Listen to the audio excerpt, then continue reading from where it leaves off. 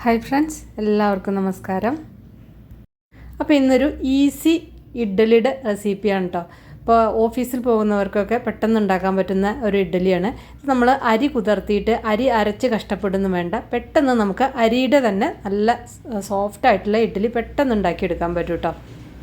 പിന്നെ നമ്മൾ ചിലപ്പോഴെങ്കിലും അരി കുതിർത്താനൊക്കെ മറന്നു പോയില്ലേ, അങ്ങനെയുള്ള സമയങ്ങളിലൊക്കെ പെട്ടെന്ന് ഉണ്ടാക്കിയെടുക്കാൻ പറ്റുന്ന നല്ല സോഫ്റ്റായിട്ടുള്ള ഇഡ്ഡലിയാണ്. അപ്പോൾ നമുക്ക് കണ്ടു നോക്കാം. വീഡിയോ ഇഷ്ടമായാൽ ഒന്ന് ഷെയർ ചെയ്യാനും അതുപോലെ തന്നെ സബ്സ്ക്രൈബ് ചെയ്യാനും ഫോളോ ചെയ്യാനൊന്നും മറക്കണ്ട കേട്ടോ. അപ്പോൾ അതിൽ നമുക്ക് ഉഴുന്ന് മാത്രമേ ഒന്ന് കുതിരാൻ വേണ്ടിയിട്ട് വെക്കേണ്ടൂ. അപ്പോൾ അതിന് വേണ്ടിയിട്ട് ഒരു കപ്പ് 250 ml ഒരു കപ്പിന് ഒരു കപ്പ് കേട്ടോ ഉഴുന്ന് എടുത്തിട്ടുണ്ട്. അതിലേക്ക് ഒരു 1.5 ടീസ്പൂൺ ഉലുവ കൂടി ചേർത്തിട്ട് നന്നായിട്ടൊന്ന് കഴുകി എടുത്തിട്ട് ആവശ്യത്തിന് വെള്ളം ഒഴിച്ചിട്ട് ഒന്ന് കുതിരാൻ വേണ്ടിയിട്ട് വെക്കുക. ഇതിലേക്ക് അര കപ്പ് അവൽ, നല്ല കട്ടിയുള്ള അവലാണ് ഞാൻ എടുത്തിരിക്കുന്നത്. എപ്പോഴും ഇങ്ങനെയുള്ളതിനൊക്കെ കട്ടിയുള്ള അവലായിരിക്കും നല്ലത്. കട്ടിയില്ലാത്ത നിങ്ങൾക്ക് എടുക്കാം, പക്ഷേ അര കപ്പ് കട്ടിയുള്ള അവലാണ് എടുത്തിരിക്കുന്നത് കേട്ടോ. അങ്ങനെ ആകുമ്പോൾ കുറച്ച് നല്ല സോഫ്റ്റായിട്ടും കിട്ടും. ഇതൊന്ന് നന്നായിട്ടൊന്ന് കഴുകിയെടുക്കുക. ഇത് ഉഴുന്നിൻ്റെ കൂടെ ചേർത്തിട്ട് കഴുകിയെടുത്താലും മതി. ഞാനിപ്പോൾ ഇത് വേറെ കഴുകിയെടുത്തു മാത്രമേ ഉള്ളൂ. കഴുകിയ അവൽ ഞാനിതിലേക്ക് ഇട്ടിട്ടുണ്ട്. അപ്പോൾ ഉഴുന്ന് കഴുകിയിട്ട് കുതിരാൻ ആവശ്യമായിട്ടുള്ള വെള്ളം ഞാൻ ഒഴിച്ചിട്ടുണ്ടായിരുന്നു. അതിലേക്കാണ് ഞാൻ കഴുകിയിട്ടുള്ള അവൽ കൂടി ചേർത്തത് കേട്ടോ. ഇതിനൊരു 1 അല്ലെങ്കിൽ ഒരു 1.5 മണിക്കൂറൊക്കെ ഒന്ന് കുതിരാൻ വേണ്ടിയിട്ട് വെക്കാം. ഞാനിപ്പോൾ ഇത് ഫ്രിഡ്ജിലേക്ക് വെക്കുകയാണ്, കാരണം ഇവിടെ അത്യാവശ്യം നല്ല ചൂടുണ്ട്. അപ്പോൾ ഈ തണുത്ത ഉഴുന്ന് അരച്ചെടുക്കുമ്പോൾ മാവ് നന്നായിട്ട് പതഞ്ഞ് പൊന്തി വരും, ഇഡ്ഡലി നല്ല സോഫ്റ്റായിട്ട് കിട്ടും ചെയ്യും. നല്ല തണുപ്പുള്ള സമയമൊക്കെ ആണെങ്കിൽ പുറത്ത് വെച്ചാലും മതി കേട്ടോ.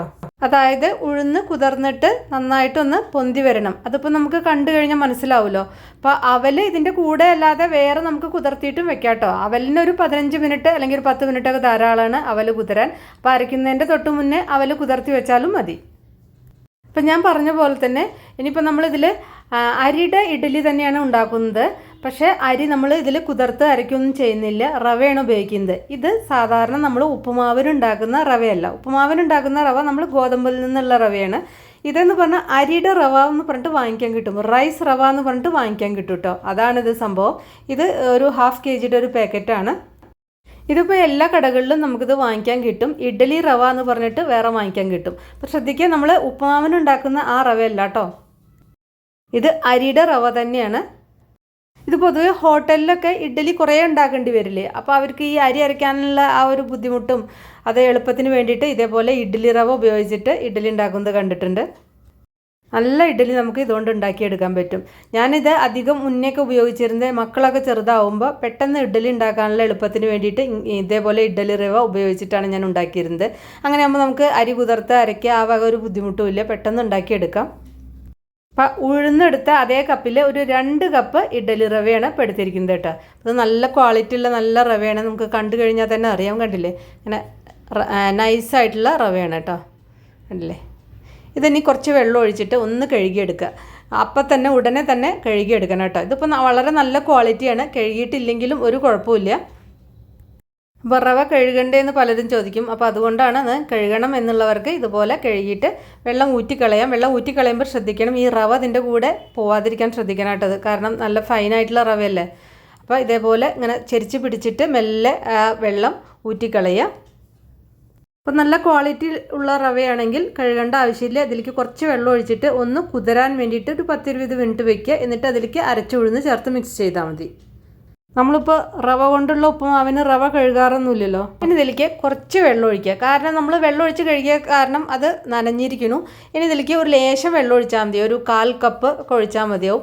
എന്നിട്ട് ആ ഒരു നനവ് മാത്രം ഉണ്ടായാൽ മതി, മീതെ അങ്ങനെ വല്ലാതെ വെള്ളം നിൽക്കണ്ട. ഇതിൻ്റെ ഒരു പ്രത്യേകത എന്ന് പറഞ്ഞാൽ ഇതിൽ വെള്ളം കൂടി കഴിഞ്ഞാൽ പിന്നെ നമുക്കൊന്നും ചെയ്യാൻ പറ്റില്ല. അപ്പോൾ അത് പ്രത്യേകം ശ്രദ്ധിക്കണം.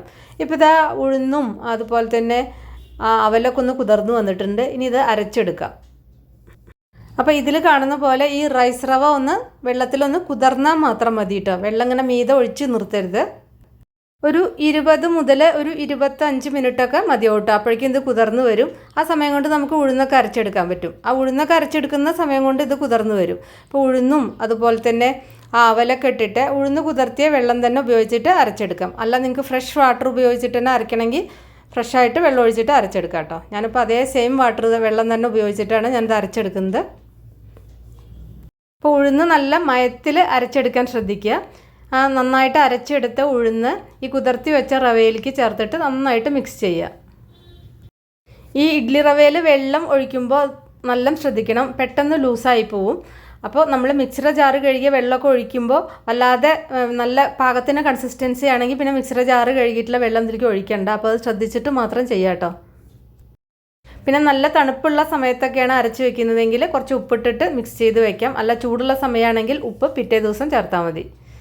ഇതിപ്പോൾ ഞാൻ രാത്രിയാണ് അരച്ച് വെക്കുന്നത്. സാധാരണ ഇഡ്ഡലി ബാറ്റർ ഉണ്ടാക്കുന്ന പോലെ തന്നെ ഒരു 7-8 മണിക്കൂറാകുമ്പോഴേക്കും ഇത് നന്നായിട്ട് പൊന്തി വന്നിട്ടുണ്ട്. കണ്ടില്ലേ, നന്നായിട്ട് പതഞ്ഞ് പൊന്തി വന്നിട്ടുണ്ട്. ഞാനിപ്പോൾ ആവശ്യത്തിന് ഉപ്പ് കൂടി ചേർത്തു നന്നായിട്ട് മിക്സ് ചെയ്യാം. ബാറ്റർ കൂടുതൽ ലൂസാണെങ്കിൽ കുറച്ച് ഇഡ്ഡലി റവ മിക്സ് ചെയ്താൽ മതി കേട്ടോ. ഇഡ്ഡലി ചെമ്പിൽ വെള്ളം അടുപ്പത്ത് വെച്ച് വെള്ളം നന്നായിട്ട് തിള വരുമ്പോൾ എണ്ണ പുരട്ടിയ എണ്ണ വെളിച്ചെണ്ണയോ അല്ലെങ്കിൽ നല്ലെണ്ണയോ പുരട്ടാം. ഇഡ്ഡലി തട്ട് വയ്ക്കുക, എന്നിട്ട് ഇതേപോലെ ബാറ്റർ ഒഴിക്കുക. സാധാരണ നമ്മൾ ഇഡ്ഡലി ഉണ്ടാക്കുന്ന പോലെ തന്നെ നന്നായി അടച്ചു വെച്ചിട്ട് നന്നായിട്ട് പുറമേക്ക് ആവി വരാൻ തുടങ്ങുമ്പോൾ ഒരു മീഡിയം ഫ്ലെയിമിൽ വെച്ചിട്ട് ഒരു 7 മിനിറ്റ് നന്നായിട്ട് വേവിച്ചെടുക്കുക കേട്ടോ.